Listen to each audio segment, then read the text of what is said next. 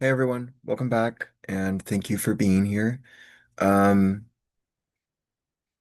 if you, I mean, so in this video, we're not really going to answer too many more of the guiding questions or cover any of the big ideas left in Aristotle. Um, Video slash podcast, whatever format you're digesting the information in.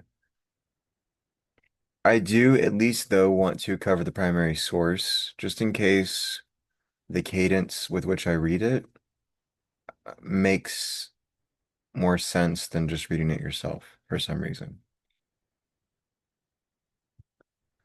All right, so we're going to start with Book One, Chapter Six, The Platonic Form of the Good. And I'm going to go ahead and get this screen shared.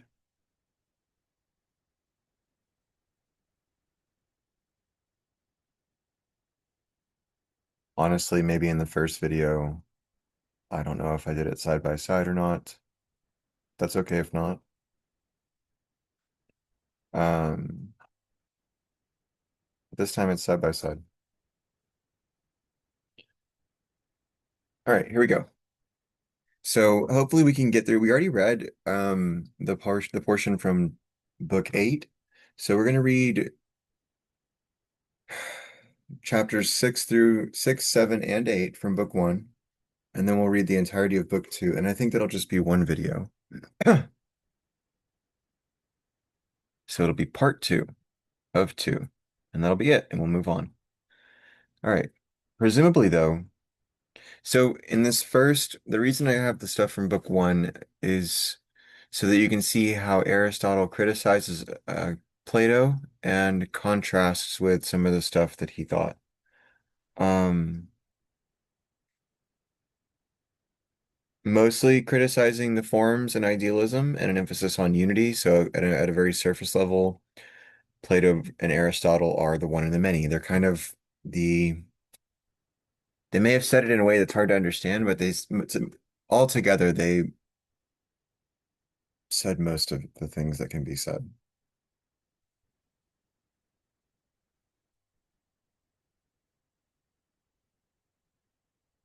And in a way, Aristotle's kind of just trying to contrast himself from Plato, um, and take a different approach. I can't speak too much to his motives. We're just going to read the text. Presumably, though, we had better examine the universal good and puzzle out what is meant in speaking of it.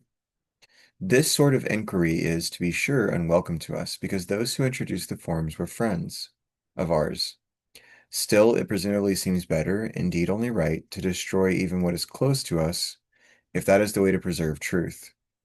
We must especially do this as philosophers, lovers of wisdom. For though we love both the truth and our friends, reverence is due to the truth first. Those who introduced this view did not mean to produce an idea for any series in which they spoke of prior and posterior members. That was why they did not mean to establish an idea of number for the series of numbers. Or the way that's in the original text, that's more like did not mean to establish an idea for numbers, but the translator added some phrases to where it says did not mean to establish an idea of number for the series of numbers, right? There's no separately existing realm, separately existing form. Everything is, I mean, it really is kind of imminent materialism. But the good is spoken of both in what it is, that is substance, and in quality and relative. And what exists in its own right, that is substance, is by nature prior to the relative, since a relative would seem to be an appendage and coincident of being. And so there is no common idea over these. Further, good is spoken of in as many ways as being is spoken of. In what it is, as God and mind, in quality, as the virtues, in quantity, as the measured amount. And these are all different kinds of good, right? In relative, as the useful, in time, as the opportune moment, in place, as the right situation, and so on. Hence, it is clear that the good cannot be some common and single universal, for if it were, it would be spoken of in only one of the types of predication, not in them all. So he's using the kind of pragmatic or enacted sense of these words of good um, as evidentiary of a sort of common sense, right? Um, I mean, he seems to take that for granted, that because we don't speak about them in a certain way, that's evidence for an argument. And so from there, the only kind of evidence that is that is that of judges and discernment, or a set of judges' discernments. Plural judges, not plural judges and plural discernments. Ah. Further, if a number of things have a single idea, there is also a single science of them. Hence, if there were an idea of good, there would also be some single science of all goods. But in fact, there are many sciences, even of the goods under one type of predication. For the science of the opportune moment, for instance, in war is generalship, in disease, medicine.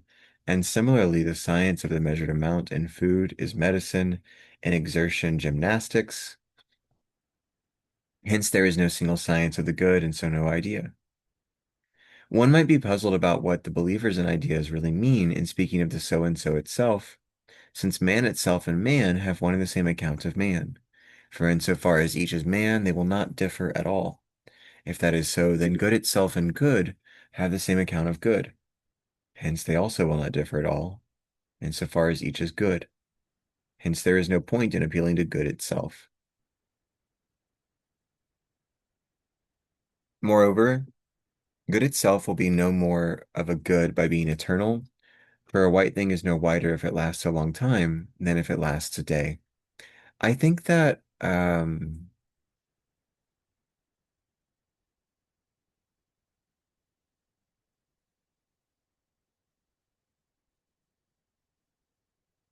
I'm not sure that I agree with this, just personally. Um, it does seem that to continue to exist is better, and is better in a way that is not just a pure multiplication of the good. In utilitarianism,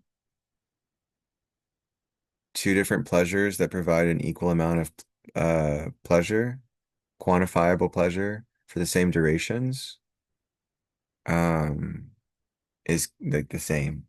And I'm not sure I agree with that. I think that uh,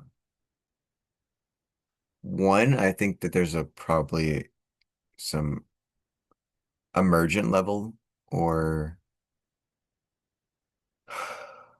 greater than the sum of the parts for when the goods are different.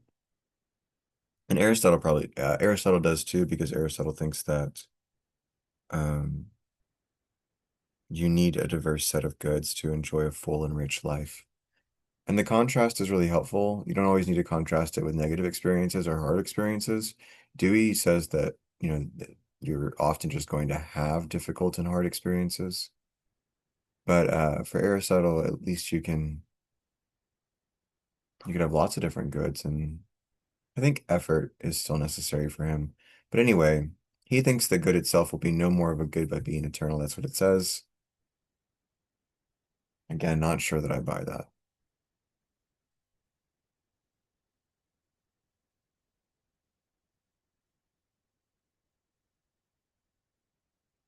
I think if they were truly scattered goods, there would be no, like, there's probably some sense of gratitude that comes into play from it being a unity multiplicity good, right? There's obviously diverse goods.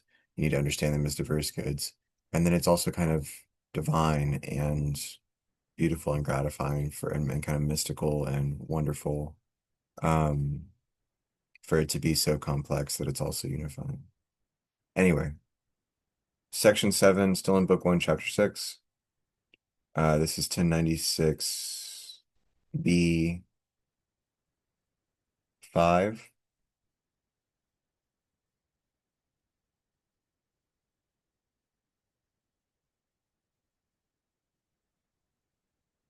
The Pythagoreans would seem to have a more plausible view about the good, since they place the one in the column of goods. Indeed, Speusippus seems to have followed them, but let us leave this for another discussion. So Aristotle, for example, thinks that the ultimate good, or the eudaimonia, like I said before, is having a diverse set of goods. Um, and this is really why he thinks that the good itself can't be separate from those. I just, I think he can have like a more paradoxical or more complex understanding of things. Um, Give me a second. Sorry, Winchester was whimpering for some reason. Like, not loud or like painfully, but just like, I don't know, getting demanding. You can see him in the video. He's already been out. Give me a second to deal with. All right, guys, I'm back. I had Winchester lay on the bed. It's actually gone for a little bit. Um, and I wasn't sure if he seemed to be talking to the cat, but she's fine. And I turned the air down. He could also be whimpering because he's on a diet, which made me remember that I have ice cream. So I had a small bowl of ice cream. And now I'm back with sugar in my system.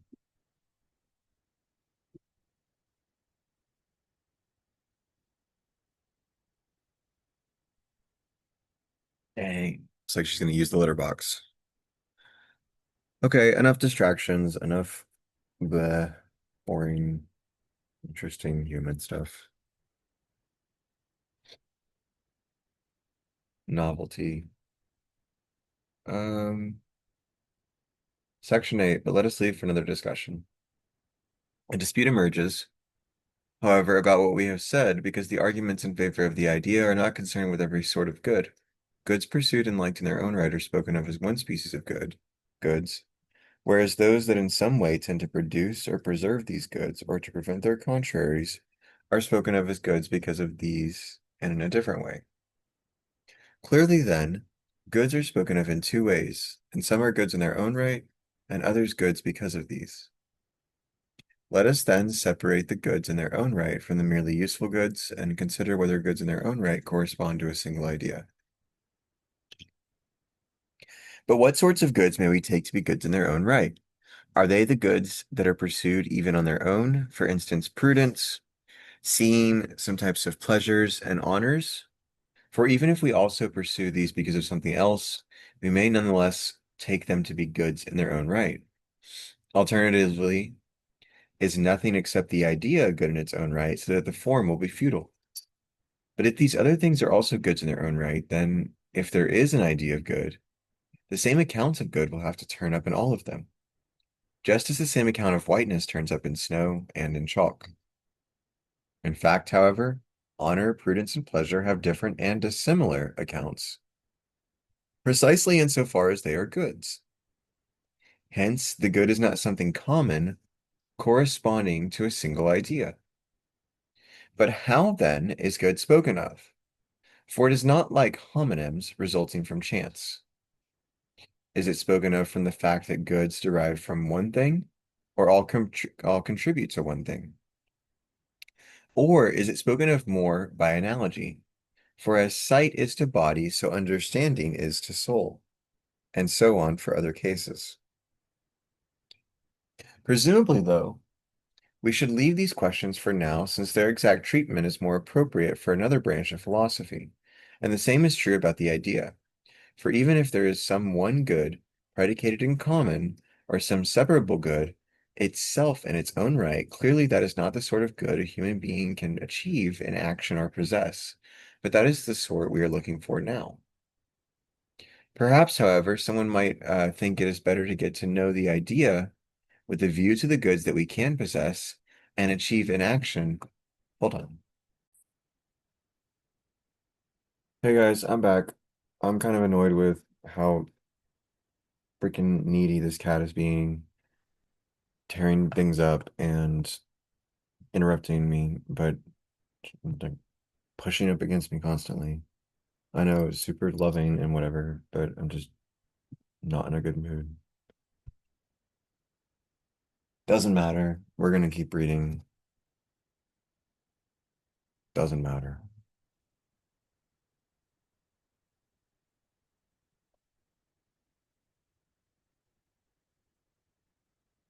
Perhaps, however, someone might think it is better to get to know the idea with a view to the goods that we can possess and achieve in action.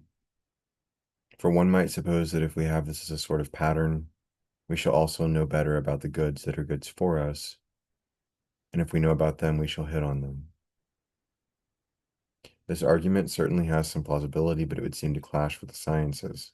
For each of these, though it aims at some good, and seeks to supply what is lacking, leaves out knowledge of the idea. But if the idea were such an important aid, surely it would not be reasonable for all craftsmen to know nothing about it and not even to look for it.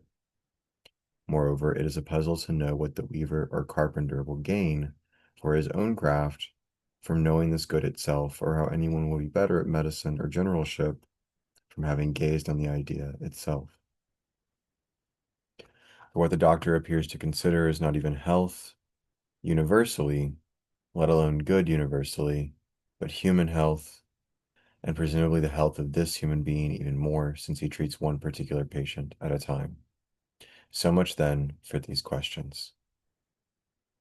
Chapter 7, An Account of the Human Good. But let us return once again to the good we are looking for, and consider just what it could be. For it is apparently one thing in one action or craft, and another thing in another.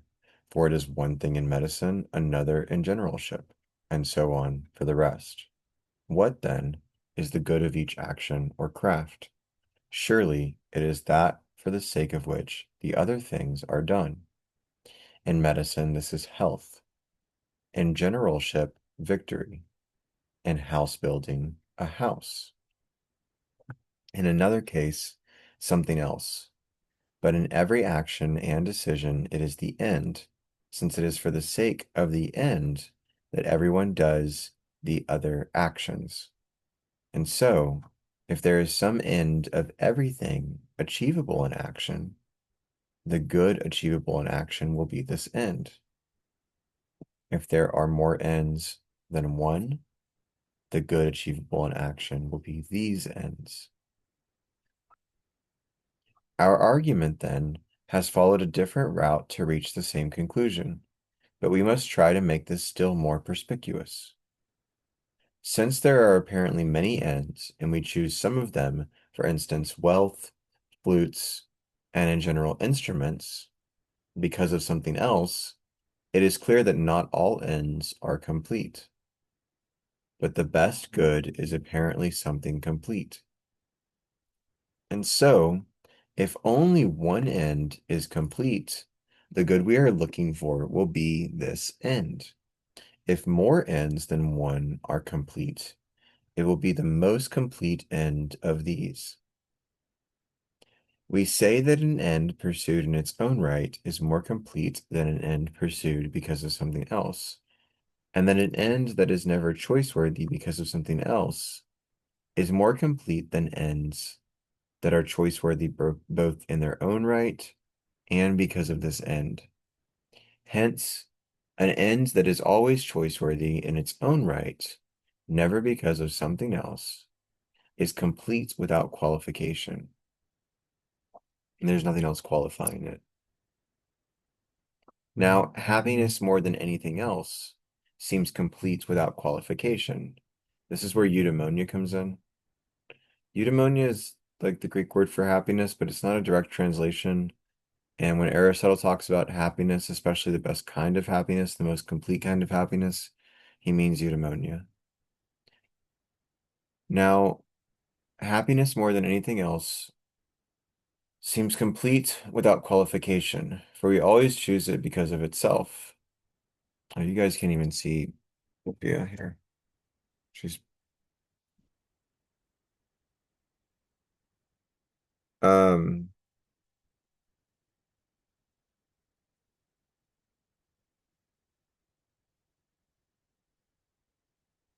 I thought she was on camera this whole time, but now you can see her. Look how big she is, guys. She fills up my whole chest.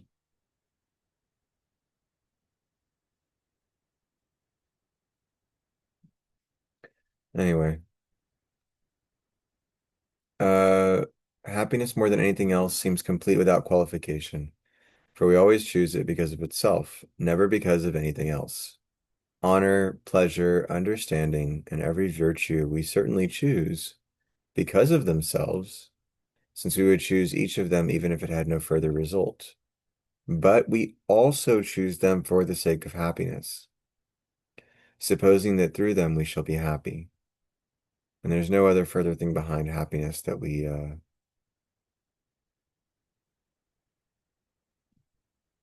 right. Happiness, by contrast, no one ever chooses for their sake or for the sake of anything else at all.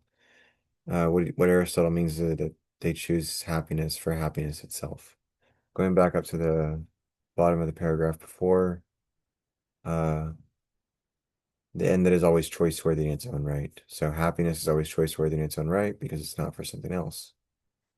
Honor, pleasure, and understanding every virtue are choice-worthy in their own rights, but they're also used as something else, as a good for the happiness. It's pretty utilitarian, pretty pragmatic. If you have like a balanced reading of those things where they have to be conditioned by some degree of truth and genuine objective goodness for myself and others, but it's balanced. And it's I say utilitarianism, it's really not. Um, it's a very charitable reading of utilitarianism. I generally don't like, I'm sorry, I don't like utilitarianism. I don't like consequentialism. I kind of just have critiques of all of them, actually. Um, anyway,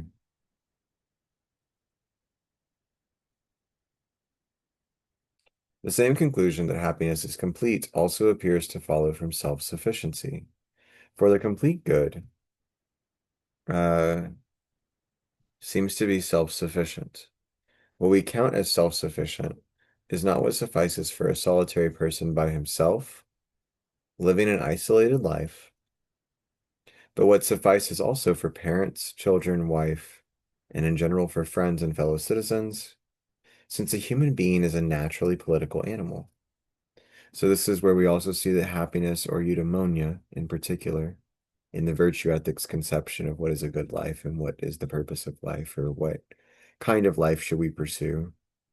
Remember, for Socrates, the good life involves studying philosophy, meaning discussing the virtues of the soul, the excellencies of the soul, excellences of the soul, and human excellence and what it means, what that means, and what it takes to practice that and teach that to next generations and other people. And yeah, in this sentence, we see that Aristotle is saying that the good life also requires a community.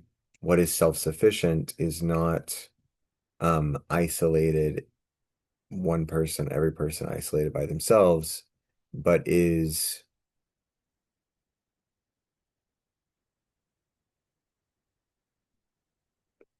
he's saying two things here. He's saying that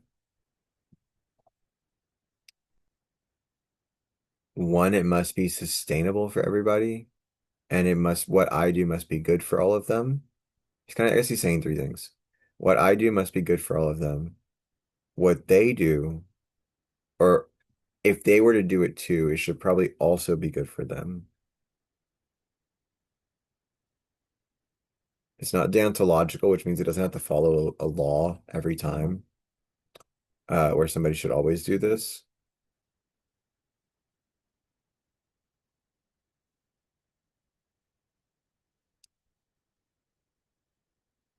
And self-sufficient then also means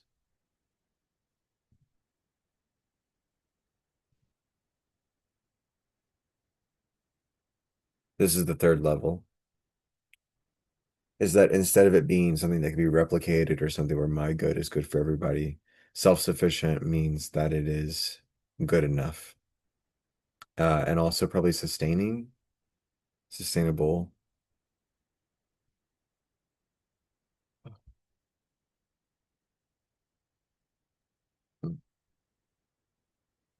Sorry, trying to stretch.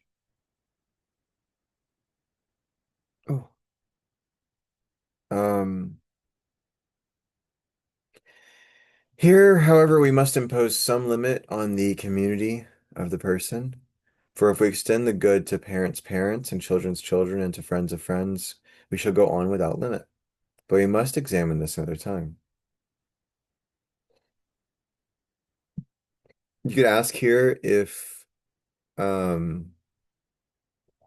empirical Aristotle is. David Hume, in one of his essays, one of the chapters of a book he wrote, uh, talks about receiving a letter from a friend in France. And this is in chapter 4 of Treatise on Human Understanding. It's the problem of induction.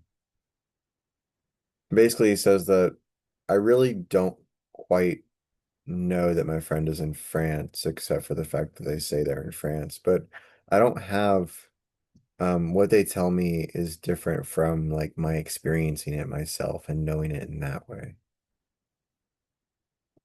And so I wonder if Aristotle's saying something similar, where like, yes, it's good if my family and my loved ones are doing well in the sense of their worlds being well, and their worlds are obviously richer than just what they interact with me. But do I need to do I need to be concerned? The question here, very bluntly put and very bluntly considered, is do I need to be concerned about supposed people that supposedly exist outside of my experience? And the answer is probably, hopefully, yes. Um,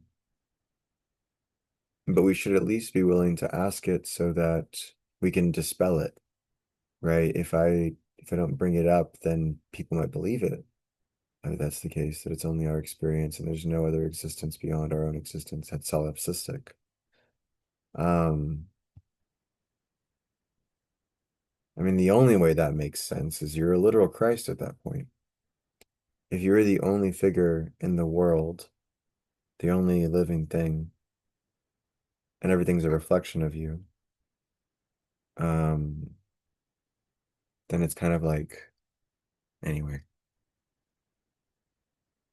I don't think that makes sense for multiple people. Well, obviously, solipsism doesn't make sense for multiple people, but the reflected um, aspect of being delimited doesn't make sense for there being multiple people. Anyhow, we regard something as self-sufficient when all by itself it makes a life choice-worthy and nothing lacking, and that is what we think happiness does. Stop. Stop.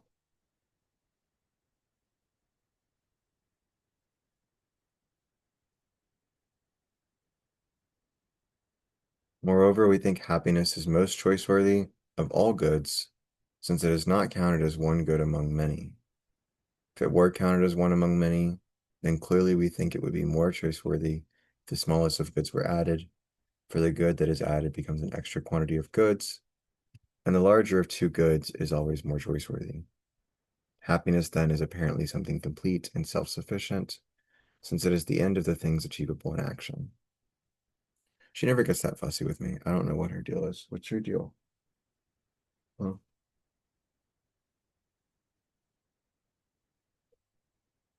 what's your deal?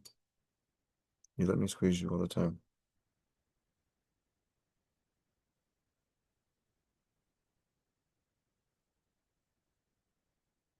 See? That's like one of her best virtues. I don't know why she's being weird.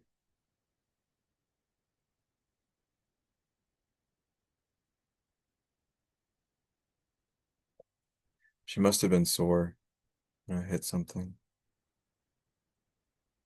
Those eyes.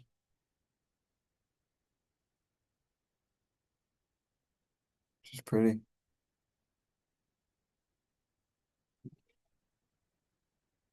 Hmm.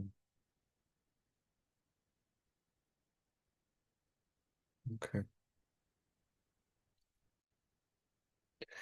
But presumably the remark that the best good is happiness is apparently something generally agreed, and we still need a clearer statement of what the best good is. Perhaps then we shall find this if we first grasp the function of a human being. So this is the section where Aristotle contrasts plants, animals, and humans with different functions. Because they have different functions, they have different excellences or different arites or what it means to do well. Might be like worth mentioning here, a sort of relationship between arete, excellence, power, and affect, where arete is an enactment of whatever. Arete is the actualization of power. I want to say also that it's the capacity as well. I mean, virtue as a character trait or as a tendency or as a capacity is affect still in Spinoza's sense. And affect in Spinoza's sense is doing is affecting and being affected. So it's both doing and undergoing, impacting and receiving, giving and receiving. It's both dimensions of the edge, kind of building on Casey's work like we did with an interview a few episodes ago. Um, affect. And it's not just present affecting,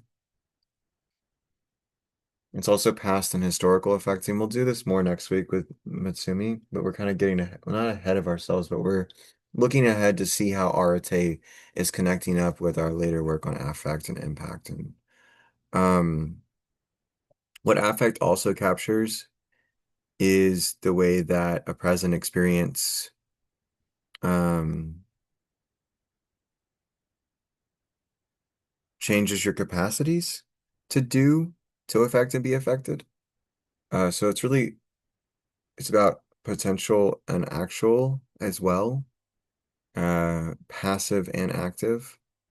Not quite cleanly mapped onto that, but the fact that something from your history impacts something you do now, a favorite song, a favorite drink. Um, like I have Sophia in my lap right now because of a specific experience living in uh Canarsie across the United States. I mean, I rescued her 1,500 miles away from here. So the fact that those are linked up between past and present, and on the one hand, is the same as the linkage between the present and the future from a different perspective. Right? When I first met her, I was charging my past with this kind of moment, like I talked about in the interview with Casey. So affect has these dual directionalities. Um,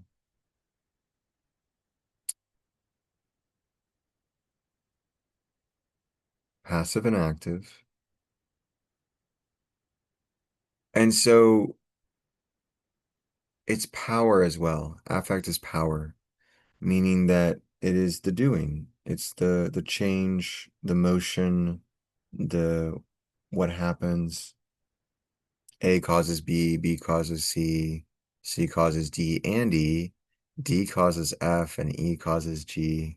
Keep splitting with different causes, multiple causes, layers, nexuses of rooms of causes, environments of causes, groups of people with different directions of impacting each other and like talking at a conference or talking in a classroom, doing a turn and talk. Um, different friend groups coming together and going apart, right? Really start to try to imagine these affects. Now, arete is all of that too. The excellence of arete is the particular, like, I guess you could say, normative dimension of doing the thing well. So it's a qualitative increase, or and I don't know if you can say qualitative all the time, but like if you have a new method for saving time for doing something, or if you can impact just as much, if you can enact just as great of an impact with less work or less time, then you've probably done it better. It just depends on what your ultimate good is, how you think that the goods work together, right? All of that. That's what it would mean to do things well. You need some kind of not background theory or resolver. Um, when you run a project in Ruby, you have to like compile the different dependencies and resolve the dependencies. So there's like conflicts that have to be resolved. Um, Sometimes the big ethical theories are like resolvers for conflicts. What do I do here? A and B are both good options. Give me a theory to help me know which one to pick. That kind of thing. And so what it means to do something well can depend on that. Especially in Aristotle, where the context will change, the person will change, the moment will change. So there's a very fluid and flexible sense of arte in Aristotle. What is excellent for the first day of a flutist or a piano player or a philosopher, what is excellent for an intro student may not be excellent for um, a master's student, or what is excellent for a master's student may not be excellent for a teacher.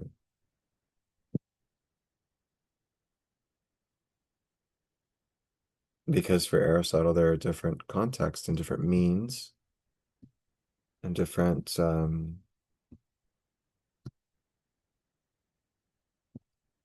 guess even the excellence itself is a mean.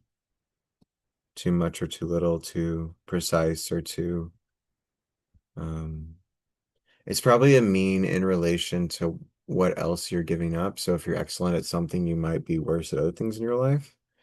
So it kind of depends on how well you're balancing everything, um, across a long period of time. And if you do make sacrifices, you have to make sure to go and backtrack sometimes, right? So if I spend a week, like finals week, I don't do any dishes. I just grade the entire time. Um, as soon as finals week is done, I better go in there and rebalance the slack, basically. So, and virtue ethics is flexible to allow a situation like that, to say that the right decision can leave, you can leave the dishes on the counter if you need to. I say on the counter because I put the breakable stuff next to the sink instead of in the sink. I have to hand wash stuff. Anyway,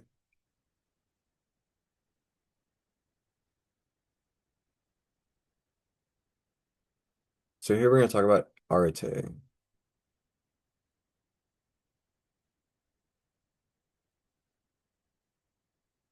Perhaps we still need a clearer statement of what the best good is. Perhaps then we shall find that if we first grasp we shall find this if we first grasp the function of a human being.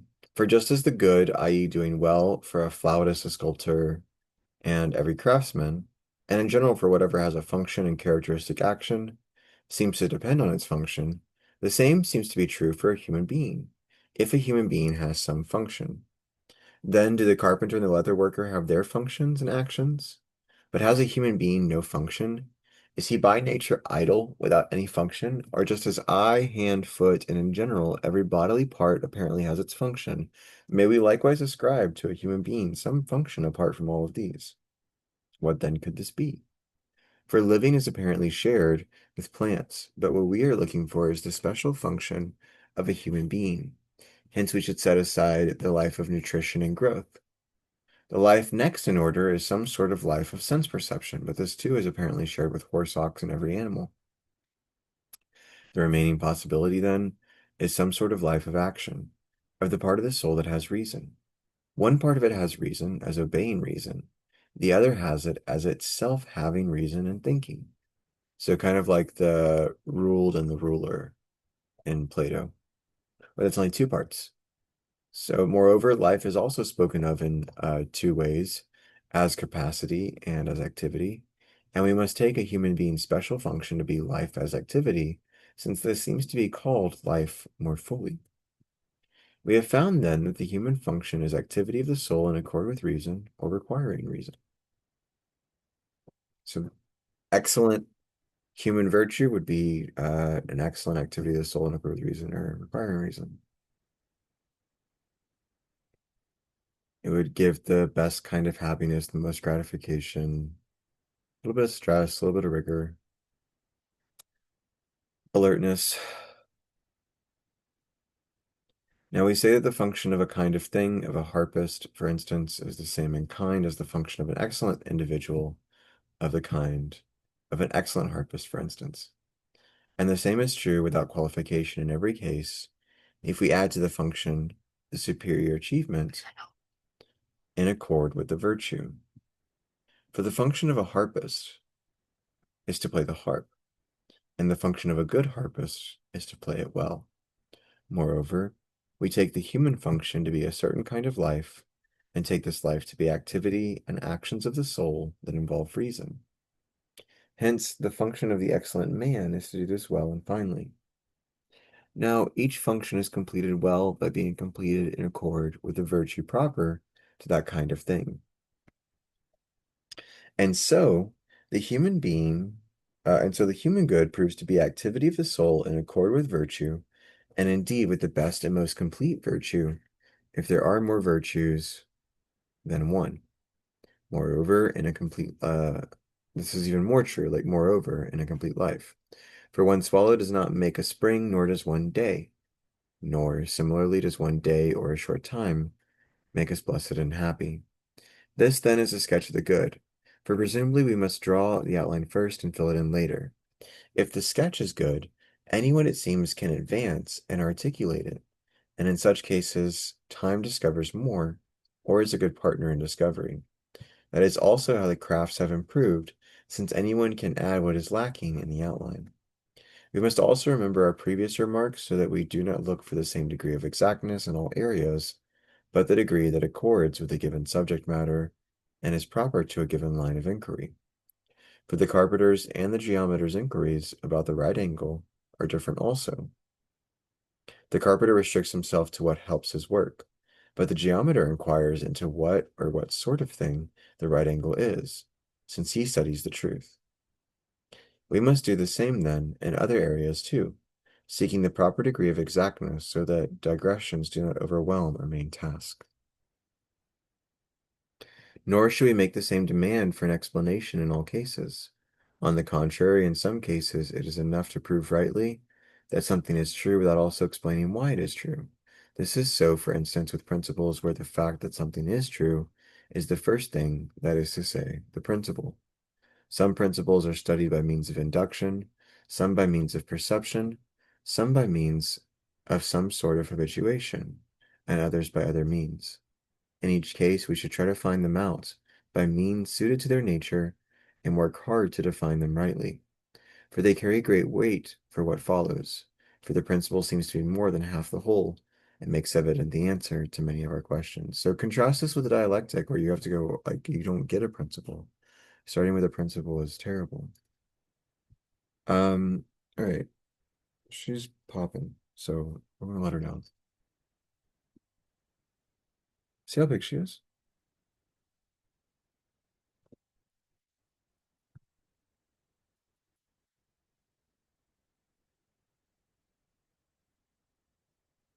Hmm.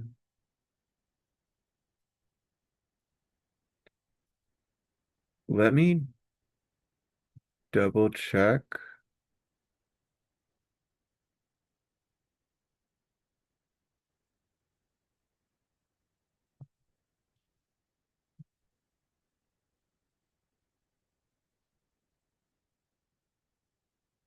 Let me double check that this is assigned. And if it is, we'll do chapter 8. We just finished chapter 7. So I'll pause and all right, guys, I'm back. I know every time I do that in this episode, it's just like a few seconds for you. Um, I've changed the screen that we're on so you can see a whiteboard kind of with some of these main ideas we've been talking about. Activity building character, which builds habit or tendency in the person, which increases the skillfulness and the pleasure from the activity. Happiness being, or eudaimonia being a diversity of goods, a system of diverse goods, thriving and enacting your capacities to the benefit of other people you love and care about. Um, Being able to steward a nurtured, safe, and peaceful and like guilt-free ways of living. Um, the uh, sorry, had little maybe peanuts. I the ice cream I had earlier was it's called Tin Roof, which is like a limited Bluebell edition. I do like Bluebell. I'm from Texas. Can't hear it too often, and it's kind of fake when I draw it out. But yeah, it had peanuts in it. So sorry for anyway,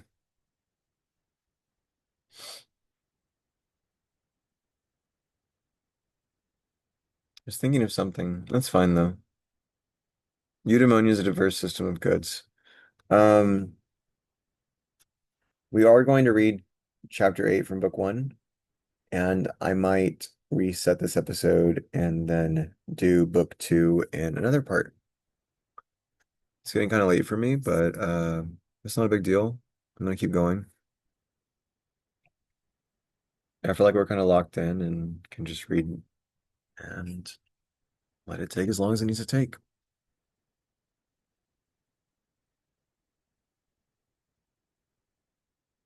Chapter 8, Defense of the Account of the Good.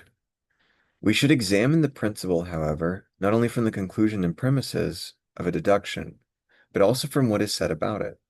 For all the facts harmonize with a true account, whereas the truth soon clashes with a false one.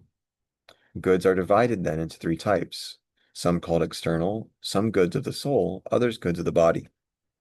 We say that the goods of the soul are goods most fully and more than the others, and we take actions and activities of the soul to be goods of the soul. And so our account of the good is right, to judge by this belief anyhow, and it is an ancient belief and accepted by philosophers. Our account is also correct in saying that some sort of actions and activities are the end, for in that way, the end turns out to be a good of the soul, not an external good. The belief that the happy person lives well and does well also agrees with our account. Since we have virtually said that the end is a sort of living well and doing well. Eudaimonia, living well and doing well. Further, all the features that people look for in happiness appear to be true of the end described in our account. For to some people, happiness seems to be virtue, to others, prudence, to others, some sort of wisdom. To others, again, it seems to be these or one of these, involving pleasure or requiring it to be added. Others add in external prosperity as well.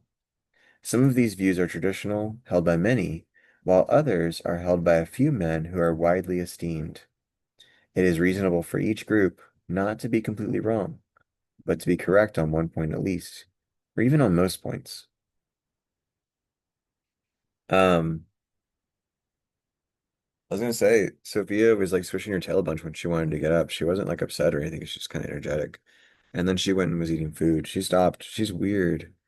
I have to pick up her food whenever she's not eating it because when Chester eats it, that my dog, and he's on a diet, like I was saying earlier. Um, so yeah, I gotta make sure to get it up before I go to bed tonight. And then she like gets my like usually she's sleeping, but when I see her around, I try to put it down for her. Um, a lot of back and forth though. First, our account agrees with those who say happiness is virtue in general or some particular virtue, for activity in accord with virtue is proper to virtue. Presumably, though, it matters quite a bit whether we suppose that the best good consists in possessing or in using, that is to say, in a state or in an activity that actualizes the state. So, do you have goodness or is goodness something you experience? For someone may be in a state that achieves no good, if, for instance, he is asleep or inactive in some other way. But this cannot be true of the activity, for it will necessarily act and act well. And just as Olympic prizes are not for the finest and strongest, but for the contestants, since it is only these who win. The same is true in life. Among the fine and good people, only those who act correctly win the prize. Moreover, the life of these active people is also pleasant in itself. for being pleased is a condition of the soul, and hence is included in the activity of the soul. Further, each type of person finds pleasure in whatever he is called a lover of. A horse, for instance, pleases the horse lover, a spectacle, the lover of spectacles. Similarly, what is just pleases the lover of justice, and in general, what accords with virtue pleases the lover of virtue. Now, the things that please most people conflict because they are not pleasant by nature, whereas the things that please lovers of the fine are things pleasant by nature. Actions in accord with virtue are pleasant by nature, so that they both please lovers of the fine and are pleasant in their own right. Hence, these people's life does not need pleasure to be added to virtuous activity as some sort of extra decoration. Rather, it has its pleasure within itself. For besides the reasons already given, someone who does not enjoy fine actions is not good.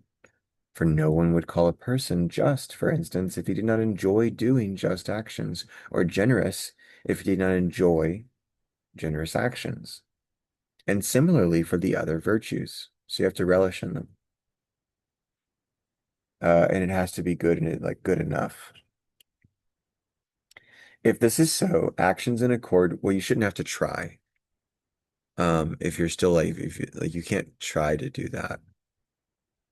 If this is so, actions in accord with the virtues are pleasant in their own right. Moreover, these actions are good and fine, as well as pleasant. Indeed, they are good, fine, and pleasant more than anything else is, since on this question, the excellent person judges rightly, and his judgment agrees with what we have said. Happiness, then, is best, finest, and most pleasant, and the Delian inscription is wrong to distinguish these things. What is most just is finest. Being healthy is most, this is a quote from the Delian inscription, by the way, if you're not following along, that a quote that Aristotle was criticizing. What is most just is finest. Being healthy is most beneficial, but it is most pleasant to win our heart's desire. For all three features are found in the best activities, and we say happiness is these activities, or rather one of them, the best one. Nonetheless, happiness evidently also needs external goods to be added, as we said, since we cannot or cannot easily do fine actions if we lack the resources. For, first of all, in many actions, we use friends, wealth, and political power just as we use instruments. Further, deprivation of certain externals, for instance, good birth, good children, beauty, mars our blessedness. For we do not altogether have the character of happiness if we look utterly repulsive, or are ill-born, solitary, or childless, and we have it even less, presumably, if our children or friends are totally bad or were good, but have died. And so, as we have said, happiness would seem to need this sort of prosperity added also. That is why some people identify happiness with good fortune, and others identify it with virtue. Okay, we're not going to read more from book one, not in my initial intro lecture series. So that's where we're going to wrap this video. I want to check to make sure that the edits, like when I paused, it paused properly. And uh, I don't quite know how long the video is going to be. Um, it might take a minute to buffer. Anyway,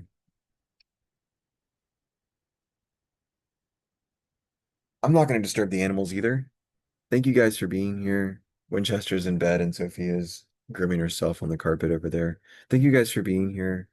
We'll read book two in the next episode. It might be two episodes. Hopefully it's not too long.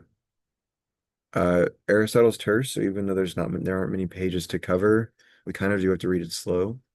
I feel like I've noticed the cadence is more intelligible if we go at a slower pace. So I'm gonna avoid rushing it. Anyway, thank you guys. I'll get the rest of these done shortly. Talk soon. Thanks for being here. Bye. Let me know if you need anything if you're in one of my classes. See ya.